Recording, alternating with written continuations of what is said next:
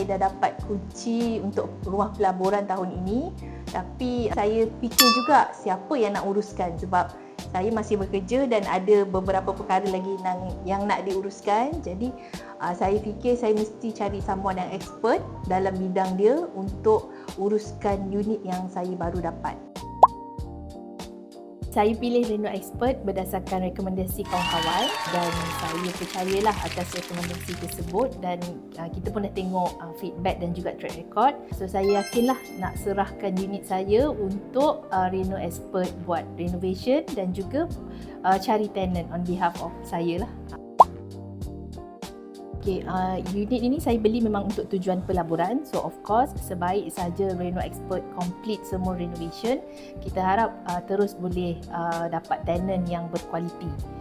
Dan saya percaya itu adalah kepakaran Reno Expert, iaitu buat renovation dan juga menguruskan co-living.